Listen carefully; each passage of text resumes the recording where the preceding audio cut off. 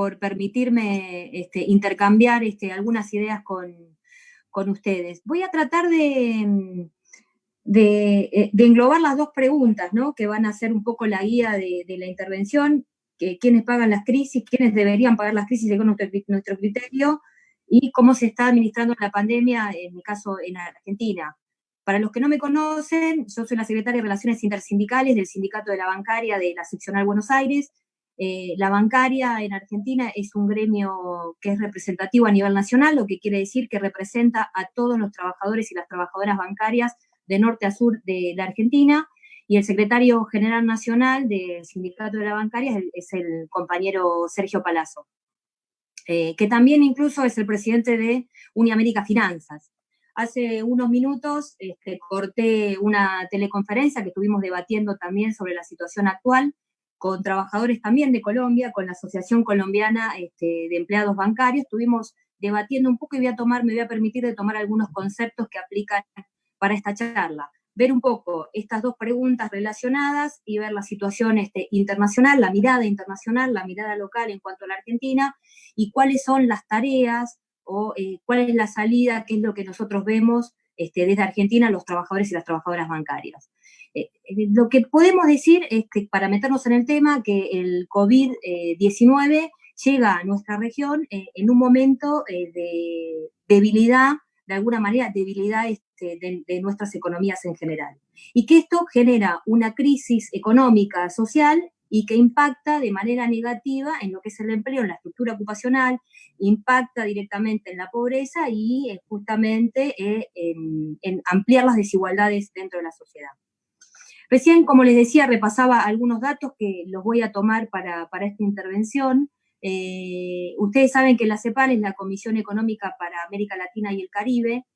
La verdad que sacó un informe muy interesante en conjunto con la OIT hace unos días, que se lo recomiendo que lo lean, que está muy bueno, tiene algunos datos, la verdad que extremadamente preocupantes, ¿no?, para la clase trabajadora, que dice que para el 2020 la CEPAL prevé una caída de la actividad económica de un 5,3%, y que eso va a generar unos efectos negativos en la estructura ocupacional, y que la tasa de desocupación se va a incrementar, va a pasar al 11,5% en la región, que estamos hablando, eso equivale a 11,5 millones de nuevos desempleados.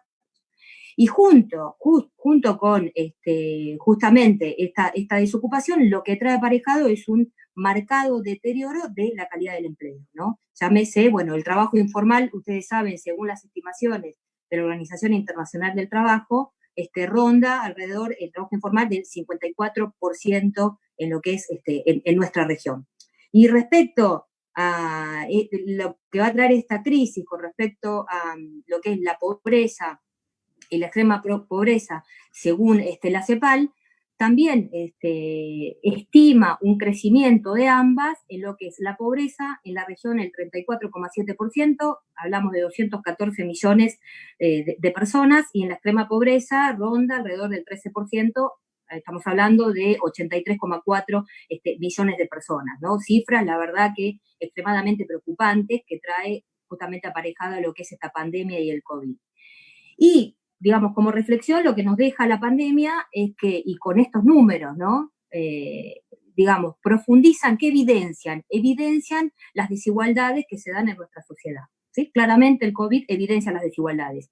Y para agrandar, por eso, para responder un poco la pregunta, digamos, que va a rondar, que va a dirigir esta intervención con respecto a quién debe pagar la crisis y la administración de la misma, es decir, para achicar o agrandar estas desigualdades, entendemos nosotros que es fundamental el rol que cumple el Estado. ¿Esto qué quiere decir? El modelo económico, el modelo político, económico, social y cultural que esté vigente, que se implemente. El Estado no solamente como garante de derechos, sino el Estado interviniendo para, de alguna manera, equilibrar las desigualdades que se producen dentro de la sociedad.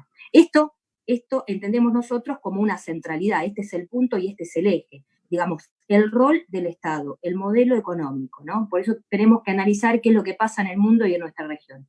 Y el modelo neoliberal, que acá recién lo mencionaban, deja en evidencia que no puede resolver la crisis y que no le puede dar respuesta a las demandas de la sociedad en general, mucho menos de los trabajadores en particular, y que por supuesto lo que hace es profundizar justamente las desigualdades.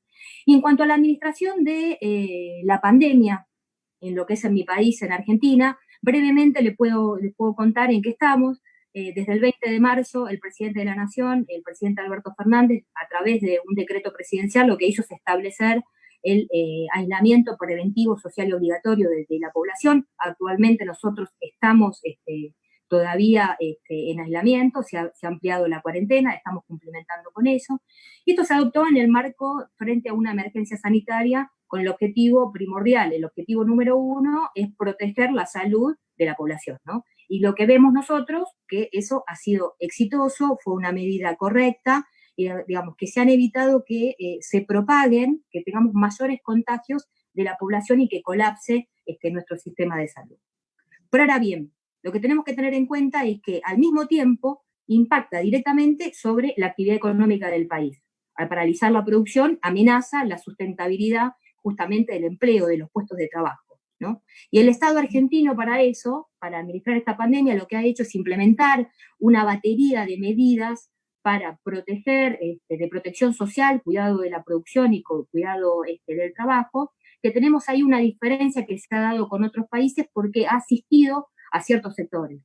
Acá hay un ejemplo que es claro, podríamos dar muchos de las medidas que han tomado los países, pero hay uno que grafica que es bien claro, que digamos, en la mayoría de los países se han implementado subsidios para atender al sector empresario.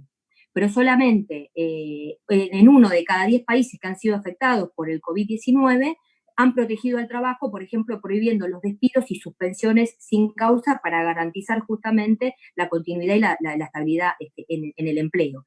En Argentina se ha tomado esa medida. El presidente de la Nación, a través de un decreto, prohíbe los despidos sin causa y por razones por falta o disminución o por fuerza mayor, digamos, por el plazo, en este caso, de 60 días.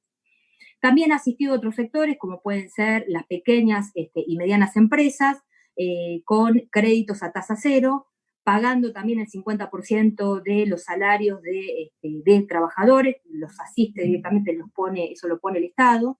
Declaró la emergencia pública en materia económica, financiera y en materia fiscal, y entre otras medidas también, que es muy importante, es el ingreso familiar por emergencia, y acá tenemos que decir, digamos, un punto aparte, ¿no? O, digamos, una aclaración sobre este tema, porque ¿quiénes deben pagar las crisis, ¿no? Tengamos en cuenta que en Argentina nosotros antes del COVID-19 ya teníamos una situación complicada, ¿no? Una situación de crisis complicada porque tenemos un gran problema con la deuda y una herencia que tenemos del gobierno anterior, el gobierno de Mauricio Macri.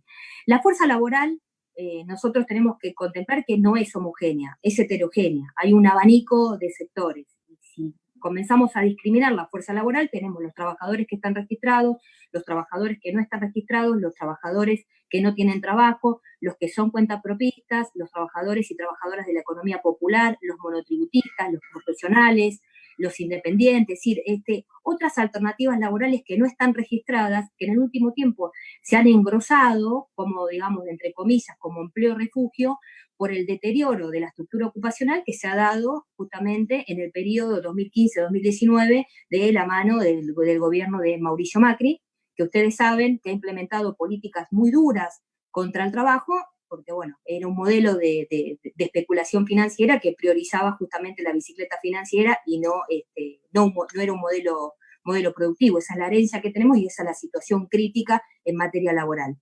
Entonces, estos trabajadores que son vulnerados sus derechos, reciben un impacto que es doble en referencia justamente a esta crisis que tenemos, a la pandemia y a este aislamiento, porque no pueden procurar su sustento y dependen mayoritariamente de una asistencia estatal. Lo cual, sumado, como les decía, con respecto a el gobierno de Mauricio Macri, nos deja un saldo de 14 millones de pobres debido a esta crisis política y económica que nos ha dejado, que genera de alguna manera un esfuerzo mayor por parte, digamos, de las finanzas públicas del Estado para asistir a estos trabajadores que son vulnerados.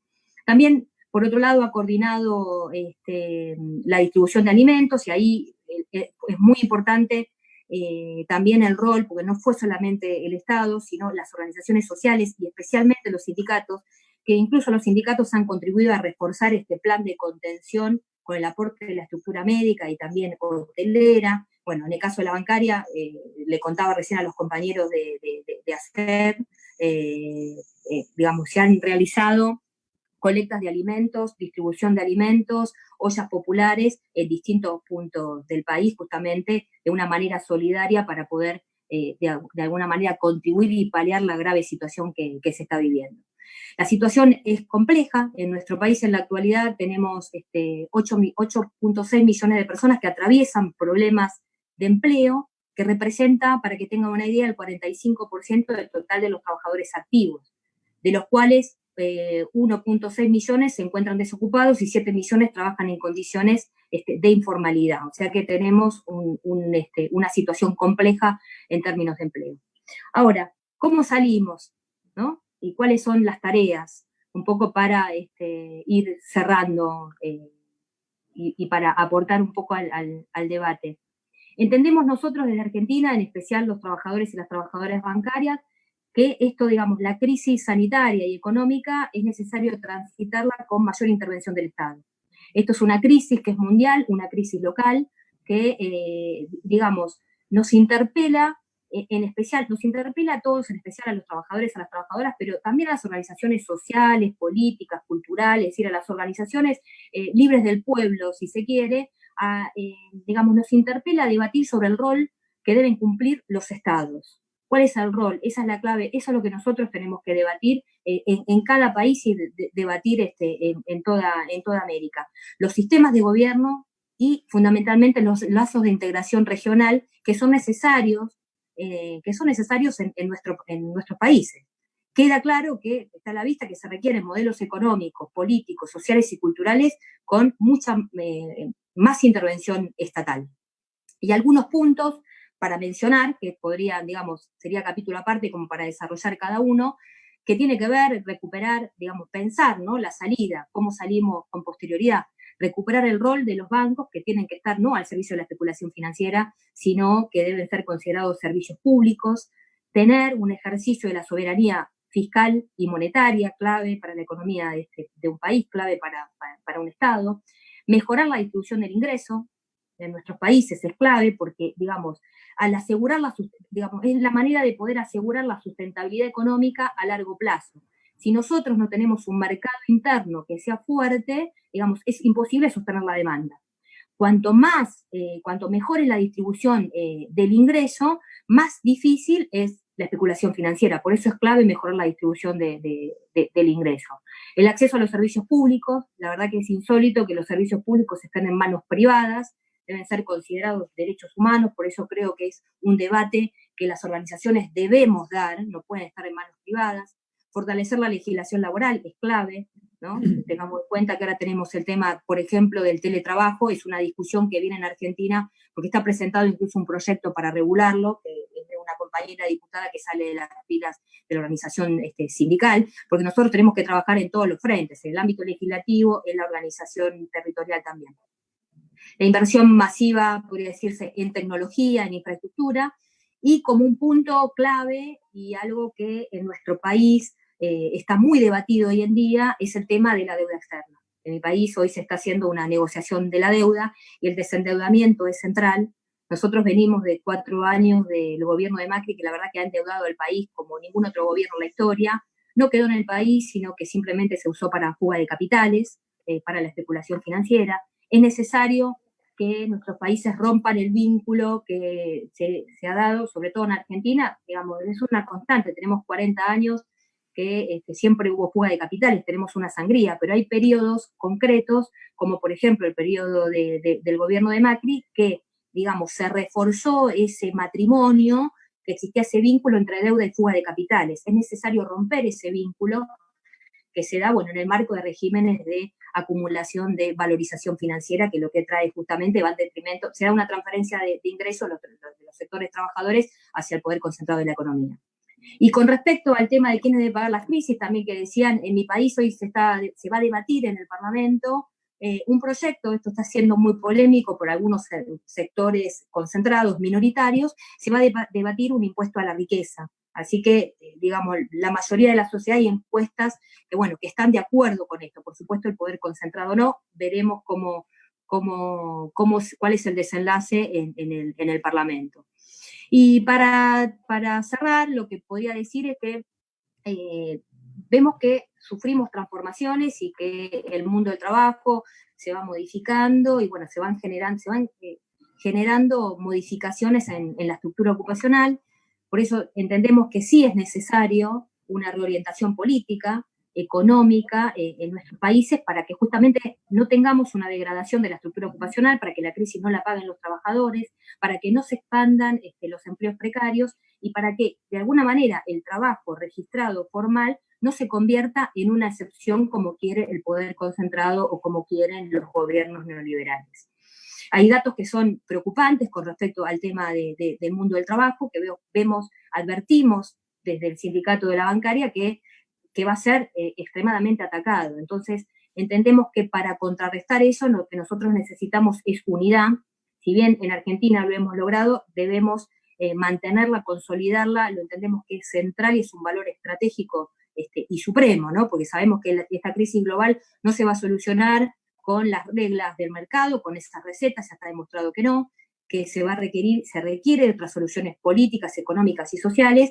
Si nosotros vemos nuestra historia de América Latina, bueno, la verdad que tenemos un montón de ejemplos de aplicación de recetas neoliberales que han fracasado para los trabajadores, cuyo patrón de acumulación era simplemente la especulación financiera y lo único que priorizaba era la rentabilidad de los empresarios. Un modelo que ante esta crisis vemos que es incapaz de llevar adelante acciones que prioricen la vida de la población por sobre la renta, ¿no?